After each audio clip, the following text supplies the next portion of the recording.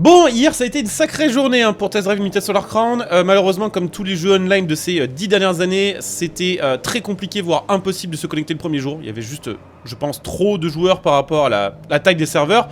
Alors je vais pas trop m'étendre sur le sujet aujourd'hui parce que on ne sait pas vraiment qui est le fautif et d'où est venu vraiment avec précision le problème. On en parlera bien sûr un de ces quatre en vidéo quand on aura plus d'informations à ce sujet là. En attendant, sachez quand même que depuis aujourd'hui, donc le 6 septembre 2024, ça marche beaucoup mieux. J'ai juste lancé le jeu une fois sur PC et je me suis connecté direct et là je peux jouer au jeu dans son intégralité sans aucun souci et j'espère bien sûr que ça va continuer comme ça. Du coup, pour cette première vidéo, c'est pas tout à fait le contenu que j'avais prévu en numéro 1. J'avais prévu plutôt une découverte de la map avec d'autres voitures que celle de base. Le problème, c'est que vu qu'hier il y avait le problème de serveur, j'ai pas pu trop farmer l'argent et du coup j'ai toujours la Alpine à 110 du début du jeu. Donc, je vous propose le contenu que j'avais prévu en troisième ou en quatrième, qui est une découverte des concessionnaires et des voitures du jeu. Alors, ce que je veux dire par là, c'est que sur ce jeu, contrairement à un Forza ou un Need for Speed, au lieu de passer par un menu dans lequel on achète simplement sa voiture, sur Test Drive Unlimited, que ce soit le 1, le 2 ou celui-ci, le Solar Crown, on achète les voitures directement dans des showrooms, dans des concessionnaires qui sont cachés à droite à gauche sur la map, que vous allez devoir découvrir, dans lesquels vous allez pouvoir vous promener et dans lesquels du coup vous allez pouvoir configurer vos voitures avant de les acheter. C'est quelque chose que j'appréciais beaucoup et que la communauté, je pense, apprécie beaucoup sur TDU1 et TDU2 et qui est de retour du coup sur Solar Crown. Et je vous propose du coup aujourd'hui en vidéo de les découvrir en sachant qu'en plus de ça, en plus de toutes les voitures que vous allez pouvoir obtenir dans les concessionnaires, il y a d'autres voitures que vous allez pouvoir récupérer d'autres manières, notamment si vous avez précommandé l'édition Gold ou l'édition Silver. Vous allez avoir quelques voitures bonus, donc par exemple la ZL1 LE, la Jaguar F-Type SVR, la Ford GT que j'ai très hâte de débloquer de 2006, la SLS AMG de 2014, le Range Rover Sport SVR, l'R8 Spider V10 RWS donc en version Spider et la Maserati MC20. Faut savoir qu'en plus de toutes ces voitures là, il y a également deux autres voitures à déblocage spécial qui sont les épaves. Ce sont des voitures que vous allez trouver en morceaux, à droite à gauche sur la map. Vous allez voir une espèce de radar qui va biper de plus en plus vite quand vous approchez d'une épave. Et vous avez différents morceaux à récupérer pour les reconstituer et pour les récupérer gratuitement. Et ça, pareil, c'était une fonctionnalité de TDU1 et TDU2. Donc, par exemple, là, ça doit être une Volkswagen Barra, un ancien buggy basé sur une coccinelle. Et ça, c'est la Mercedes 300 SL. Pareil, que je suis en train de reconstituer petit à petit. Donc ça, ce sont, sauf erreur de ma part, toutes les voitures à déblocage spécial de Solar Crown. Le reste, Day One en tout cas, c'est via les concessionnaires. Alors, il y aura aussi plus tard le Solar Pass et des nouvelles voitures qui arriveront sur le jeu avec les nouvelles saisons. Mais là, Day One, c'est vraiment via la concession que va s'acheter 99% des voitures. Donc je vous propose un petit tour des concessions. Je ne vais pas vous spoiler leur emplacement en début de vidéo. Je vous montrerai en fin de vidéo où sont chaque concessionnaire. Comme ça, si vous voulez vraiment les trouver rapidement, sans explorer la map, sans chercher de votre côté, vous pourrez les trouver grâce à cette vidéo-là. Les autres, ceux qui veulent découvrir à leur rythme l'emplacement des concessions ou certaines concessions, je vous conseille de ne pas aller directement à la fin de la vidéo et de la regarder petit à petit. Voilà, tout simplement. Et écoutez, on se fait un petit tour des concessionnaires des différentes voitures. Je vous propose de commencer par l'un des concessionnaires les plus iconiques de ce jeu. Il faut savoir que tous les concessionnaires ne sont pas par marque sur le jeu. Il n'y a que deux concessionnaires qui sont par marque, c'est Ferrari et Lamborghini. Le reste des concessionnaires, les voitures sont regroupées par époque ou par nationalité. Par exemple, il y a un garage spécial voiture italienne. Donc Ferrari et Lamborghini sont les seules marques à avoir leur propre concessionnaire. Et c'est des concessionnaires qui ont un design très spécifique et un petit peu différent de ceux des autres, même si évidemment chaque concessionnaire a ses propres jeux de couleurs. Donc il y a évidemment que des Ferrari ici. On va avoir la 488 Pista. On va avoir la voiture la plus chère du jeu, tout simplement, la Ferrari 250 GTO à 21 millions. Alors en ce qui concerne les prix, les gars, calmez-vous dans les commentaires. Je sais que certains vont dire machin, c'est cher et tout ça. Faut savoir que sur le jeu, les prix sont pas basés sur des euros, je crois que c'est basé sur la monnaie de Hong Kong, je sais plus comment ça s'appelle, mais c'est le dollar Hong Kong, si je dis pas de bêtises. Donc là par exemple 2 500 000 pour la 812 Superfast. Il faut savoir c'est qu'il faut en gros, je crois, si j'ai bien compris, diviser par 6 ou 8, quelque chose comme ça pour avoir les prix en euros. Donc il y a des voitures qui paraissent très chères, mais il faut savoir que la monnaie, là par exemple 12 millions pour une Enzo, c'est très cher. La monnaie sur le jeu s'obtient quand même relativement rapidement en quantité. Chaque course, chaque défi que vous allez faire va vous permettre de gagner directement des dizaines de milliers de crédits. Donc ça monte rapidement, même si c'est long de s'acheter une voiture comme la F40 par exemple à 4 millions. Ça se fait quand même plutôt bien, ne paniquez pas, c'est des prix qui ne sont pas en euros. Donc voilà, il y a également des petits modèles un peu moins récents chez Ferrari. Je les ai toutes testées en live hier, toutes les voitures du jeu. Il y en a qui sont vraiment cool, comme la Spider 16M, ultra maniable, ultra performante, ultra cool au niveau du son. La FX Skyvo, évidemment monstrueuse, une des premières voitures que je testais sur le jeu, et vraiment un monstre. Il n'y a pas d'autre mot, le V12 sonne super bien. La petite Portofino, que je n'ai pas testé celle-ci encore, mais ça viendra très bientôt. 308 GTS et Ferrari Dino 246 GTS. Donc ça, c'est l'intégralité des voitures disponibles chez Ferrari.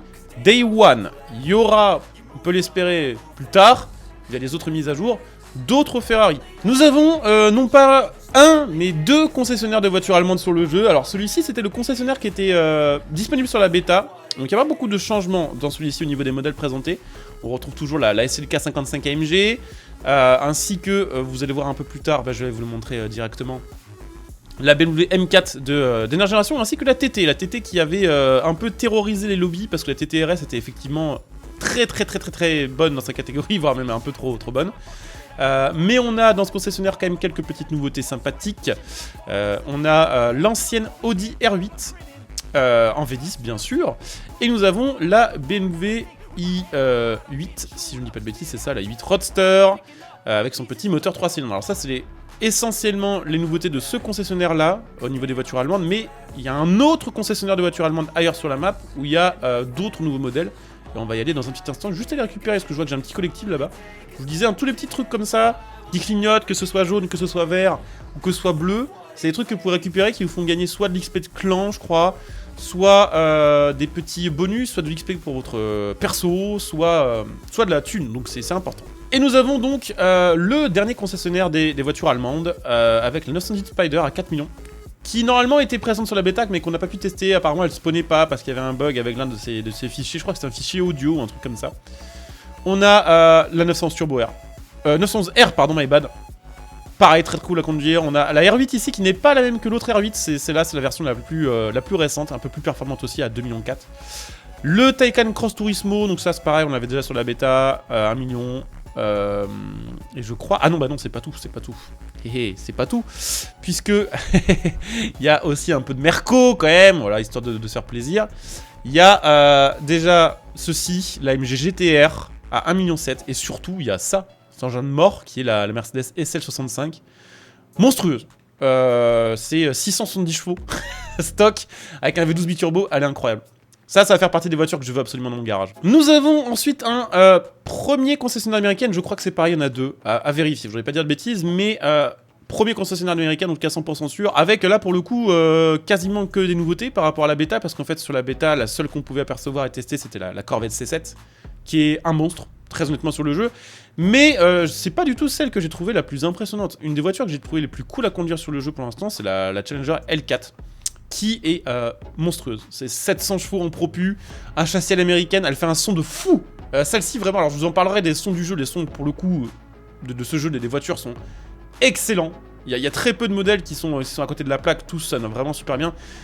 Et celle-ci, elle est incroyable, elle est vraiment incroyable. Vous avez ensuite bien sûr la petite Viper de 2017. Peut-être qu'un jour, peut-on rêver, on aura les anciennes Viper, celles de 99, là, qui sont vraiment magnifiques de fou. La Corvette C8, Stingray, qui elle aussi sonne plutôt bien et qui est assez maniable. Et on a pareil dans ce concessionnaire la Ford GT de 2017. Alors on savait qu'elle serait sur le jeu, faut savoir quand même qu'elle est dispo dans plusieurs versions différentes sur le jeu, avec plusieurs livrets et plusieurs finitions. Mais que si je ne dis pas de bêtises, elles ont exactement les mêmes performances. Donc après, tout dépend bien sûr de quel livret vous souhaitez avoir de base. Bon bah du coup, je vous confirme bien qu'il y a bien deux concessionnaires de voitures américaines, puisque le deuxième est pas loin. Alors encore une fois, je vous montrerai les emplacements plus tard dans cette vidéo, mais il est vraiment pas loin. Donc ça, c'est la Mustang GT de base, qui fait partie des starters du jeu, que vous pouvez obtenir dès le début. Elle est à peu près au même prix que la 370Z. Vous avez ensuite deux Shelby GT différentes. Vous avez la 350R de dernière génération qui est ici. Enfin, d'avant-dernière génération, pardon, maintenant. Et vous avez la GT500 ancienne gêne, qui est un peu moins puissante, un peu plus vieille, mais qui est plus fun à conduire. J'ai testé les deux, et pour le coup, celle-ci est vraiment tip-top, je trouve, à conduire. Donc ça, c'est au niveau des Shelby. Il y a beaucoup de fois les mêmes modèles qui sont présents ici, avec des configs différentes. J'en profite, je récupère mes trésors, parce qu'on aime l'argent ici, bien sûr. On a donc la Ford GT, et je crois que dans ce concessionnaire-là, c'est à peu près tout. Alors, je sais pas pourquoi ils ont séparé les Mustangs des Challenger et autres, mais bon, voilà, c'est comme ça. Bon alors là les gars, ça c'est le concessionnaire, hein. Le concessionnaire des voitures de luxe, celui auquel on aura accès, bon on a accès dès le début, mais je veux dire, les voitures sont toutes très chères, il faut être level 50 la plupart du temps pour les acheter. Ce concessionnaire, c'est le concessionnaire des voitures de luxe. Alors, il y a des bizarreries dedans. Il y a une bizarrerie, alors attendez, je vais essayer de vous la trouver. C'est que, au milieu de toutes ces machins incroyables, toutes ces Bugatti, ces Koenigsegg et tout ça, vous avez l'Alpine, voilà, qui ne sait pas trop pourquoi elle est là. Bon, c'est pas du tout le même standard, même si elle est très cool. Vous avez donc ici essentiellement de la Bugatti et de la Koenigsegg. Je n'ai pas eu le temps de tout tester parce que c'est hier, pendant que j'étais dans ce concessionnaire-là, que mon jeu a crash. Mais on a donc la Chiron Sport édition 110e anniversaire. On avait déjà pu voir dans différents trailers du jeu. On a la Koenigsegg Regera, Koenigsegg hybride avec un V8 plus un moteur électrique, mais qui a une particularité, c'est qu'elle n'a qu'un seul rapport. C'est un monstre de vitesse. L'Aveyron normal, la Chiron normale à 11 millions, putain j'avais pas vu les prix. La Veyron Super Sport, donc la version plus de l'Aveyron qui est juste ici, hein, qui est dispo dans plein de configs, mais c'est exactement la même. Et vous avez évidemment El Famoso Agera RS de 2015, qui est, je crois, hein, si je ne dis pas de bêtises, actuellement sur le jeu, la voiture la plus rapide en VMAX. Donc à vérifier avec les améliorations et les réglages, mais je crois que c'est vraiment elle. On va chez les Italiens, alors là, il n'y a pas de grosse nouveauté par rapport à la bêta. On retrouve la 4C, on retrouve la 500 Abarth, et la... Alors attendez, je ne trouve pas... la Mito, qui est quelque part, là-bas.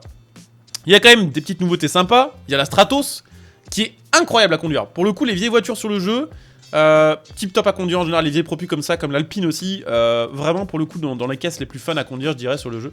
Alors je montre le prix au cas où. Sachez que tous les prix... ont été modifiés d'ailleurs depuis la démo, depuis la bêta, c'est plus le même prix, les voitures sont globalement plus chères. On a la Delta, et on a évidemment quand même deux nouvelles alpha, la 8C Spider, qui avait fait l'objet d'un trailer du jeu, hein, le trailer de Cruiser, si je dis pas de bêtises, et la 8C coupée. Alors personnellement je préfère la couper 100 000 fois, mais les deux sont présentes. Et elles sont exceptionnelles au niveau du son. On a ensuite deux concessionnaires de voitures classiques avec du coup des anciennes voitures. Alors là, il y a littéralement ma voiture préférée, d'ailleurs, à l'entrée du concessionnaire. Donc, concessionnaire qui est fait pour moi, la Shelby 427.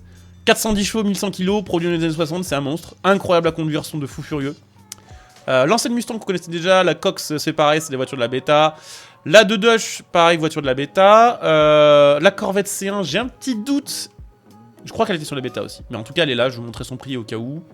750 000, donc le prix de la Mustang 235 000, hein, donc là je pourrais m'en acheter, mais c'est pas mon projet. Là 2 chevaux, on est sur du 20 000, ah oui d'accord, donc là c'est vraiment... c'est cadeau.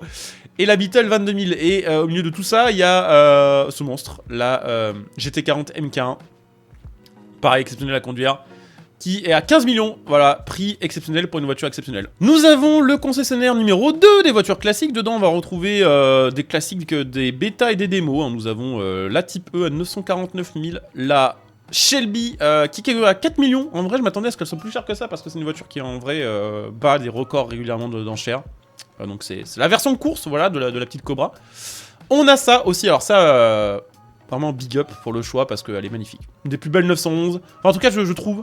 que cette Porsche-là est magnifique, elle est très cool à conduire aussi. 550 000, vous voyez, c'est même pas trop abusé pour le coup. Elle est vraiment... Elle est pas spécialement rapide, mais à conduire, c'est un vrai plaisir. Après, bon, bien sûr, elle design. Il y en a qui aimeront, il y en a qui n'aimeront pas, mais vraiment trop cool. On a l'ancienne Alpine à 360K. Alors ça, c'est pareil, hein, c'est comme la Strato, je vous disais, ces vieilles voitures-là sur le jeu, pour les chemins de terre, c'est parfait. Et on a donc ça, je crois que c'est le son le plus dingue du jeu. Ça, alors malheureusement c'est cher, hein, 18 millions, la Jaguar D-Type. Le son est incroyable. Donc voilà, on a fait un petit peu le tour des concessionnaires classiques, il en reste quelques-uns. Alors ça c'est le concessionnaire des voitures asiatiques, je vous le disais, certaines sont classées par marque, certaines par année, voilà, et ici c'est le concessionnaire des voitures asiatiques. Il change complètement d'ambiance, hein, vous voyez, ça fait... beaucoup plus océan, forcément. Alors, dans le concessionnaire des voitures asiatiques, il n'y a pas que des japonaises, c'est pour ça que c'est Asie. Et malheureusement, il n'y a pas énormément de modèles différents. Alors, sur ce jeu, c'est vrai qu'il n'y a pas beaucoup de JDM, il n'y a pas beaucoup de japonaises. J'espère que ça arrivera en mise à jour. Parce que c'est un petit peu triste sinon. Mais on a quand même des classiques. On a la GTR 35, on a la Nissan 370Z qui fait partie des starters du jeu et que vous allez pouvoir obtenir dès le début, hein, qui est très peu cher, hein, 160 000. Je pourrais même en acheter deux là si je voulais. Et dites-vous que j'ai pas fait une seule course. Quand je vous dis que l'argent monte assez bien sur le jeu, j'ai fait que de l'exploration et j'ai quand même de la thune. Et quand même une petite exclue sympa. la Fenrir Super Sport W Motors, qui, je ne sais plus, vient de quel pays, mais qui est vraisemblablement provenant d'un pays asiatique. Donc un monstre, hein, je l'ai testé celle-ci, c'est un moteur Porsche modifié par Roof dessus, c'est hyper puissant, accélération de zinzin. Nous avons donc l'autre concessionnaire de marque, Lamborghini, qui est immense. J'ai l'impression d'arriver dans, je sais pas, dans un hangar, c'est terrifiant la taille du truc. Plutôt stylé aussi avec les couleurs de la Centenario là, ça claque pas mal. Et qu'est-ce qu'on a ici? On a de l'Aventador SVJ à 2 millions. On a du Urus, que j'ai pas testé pour l'instant, mais je testerai un de ces 4 peut-être en vidéo, à 1 million. On a la Huracan Performante qu'on peut tester au début du jeu, c'est la voiture d'introduction qui vous est fournie en orange, avec laquelle vous allez faire vos premières petites courses. On est d'accord que c'est une SVJ aussi. La Countach, qui est globalement une Aventador mais customisée avec des petits rappels, des petits clins d'œil à l'ancienne Countach. Et vous avez à côté de la vraie Countach, l'originelle, pareil, son de fou furieux. Sur le jeu, ils se sont fait vraiment plaisir sur les sons des, je vous disais, des anciennes voitures, les années 70, 80, 90. Ou même plus vieilles que ça, les anciennes caisses de course, qui sont Centenario d'ailleurs au passage. Les voitures des années 70 sur le jeu, même si c'est pas les plus performantes, en fait ils ont réussi à les rendre très chouettes à conduire en mettant un son vraiment hors norme. Et le volume est cool, c'est vraiment un plaisir à conduire. Et d'ailleurs, attendez, je dis une bêtise, normalement il y a une autre Lamborghini ici. Il y a la Miura, c'est ça, il y a la Miura aussi. En sachant que la Countach et la Miura sont des classiques de TDU, on les a eu sur TDU 1 et peut-être même TDU 2. Mais que c'est pas les mêmes versions. Genre par exemple la Countach, vous voyez là-bas, c'est pas la version anniversaire qu'on avait sur TDU 2. Là, c'en est une autre avec... ça, c'est une première Countach en fait. Nous avons la concession British Performance, centrée sur les voitures anglaises avec des monstres dedans. Et surtout cette concession... Enfin, il y a beaucoup de voitures dedans qu'on n'avait jamais vues avant sur le jeu. Donc pas mal de petites annonces. La Vulcan, pareil, sont exceptionnels. Très chers, évidemment, mais ça se tient. Il y a ça, alors ça c'est un putain de monstre. Je suis pas méga fan IRL, mais sur le jeu c'est pareil, à conduire c'est tip top. L'Evorage T430, monstrueuse, 430 chevaux, c'est combien de kilos ce truc là? 1200 kilos en propulse, elle est incroyable, elle est vraiment le démon celle-ci. La petite 570S de chez McLaren. La 720 qui est aussi très cool, j'ai commencé par tester celle-ci dans ce concessionnaire là et elle est vraiment dans le top du concessionnaire des voitures british. On a ensuite la Exige Cup, si je dis pas de conneries, ça doit être ça. C'est ça, 380 chevaux pour 1100 kilos, donc pareil... Des Lotus un peu à l'ancienne, hein. Ça c'est pas à l'ancienne, pour le coup. La Evira, sauf erreur de ma part, c'est la voiture qui a la meilleure accélération du jeu. Je l'ai testé, c'est aberrant. C'est aberrant. On a la MP4 12C ensuite, qui est dispo avec 2 configs ici, mais c'est la même. Et puis on a la petite Emira, qui est très cool aussi, que j'ai pas encore testé, mais que je testerai à l'occasion. On est donc maintenant chez le concessionnaire des 4x4, alors c'est le même concessionnaire que sur la bêta, et c'est exactement le même véhicule dedans, il n'y a pas de nouveau 4x4 ni de nouveau SUV, à part le Urus, qui est chez Lambo. Donc le G65, toujours, alors je vous montre le prix au cas où, 1 million, putain quand même, hein, ok. Le Q7, 750 boulasses. Le buggy chelou là, qui était une épave je crois sur TDU 2. Le Sentiero Renita. Et donc le Ford, hein, je crois. Ah non, il y a le Cayenne aussi, c'est vrai, il y a le Cayenne. Mais qu'on avait déjà aussi sur la bêta. Donc bon, après, des 4x4, il va en falloir pour l'exploration, pour le jeu. Mais c'est vrai que je trouve qu'ils ont bien fait de privilégier d'autres concessionnaires que le concessionnaire des 4x4 niveau nouveauté. Et donc le dernier concessionnaire pour cette vidéo, pour l'instant il y a 14 concessionnaires, il y en aura probablement d'autres qui vont arriver plus tard. Je pense que sur Ibiza par exemple il y en aura un, je pense que... Il y a des choses qui vont changer à ce niveau-là. Deuxième dernier, enfin concessionnaire du coup de la vidéo, mais deuxième concessionnaire british. Caterham 7 600 VR. Incroyable à conduire, pareil, son de fou furieux. Je suis pas trop fan de l'esthétique de la voiture, mais ça c'est pas la faute des devs, hein, c'est juste la voiture, je suis pas trop fan, mais incroyable à conduire. La Bentley Continental W12 à 990K. L'Aston Vantage à 920 000. Et évidemment, on retrouve la DB11 de la bêta qui avait été ensuite retirée de la deuxième démo qui est à 1,2 million. Et qui est capable, je crois, d'approcher les 370 km/h. J'avais essayé sur la première démo, on l'avait boosté à 1000 chevaux. C'était pas mal, voilà, c'était pas mal. Donc ça c'est la carlist Day One, je vous dis en plus de ça, il faut rajouter les voitures de précommande, plus évidemment tout ce qui va ajouter avec les prochaines saisons. On sait par exemple que première saison, il y a la Audi e-tron qui va être ajoutée là, en version GT. Il y en aura d'autres dès la première saison, il y en aura d'autres bien sûr après, saison 2, saison 3, et saison tout ce que vous voulez. Donc c'est ça le Day One, vous pouvez me dire évidemment ce que vous en pensez de cette petite carlist en commentaire. Je vais vous donner quand même mon avis là-dessus, comme ça vous aurez mon avis, ce sera pas la peine de me le demander après en vidéo.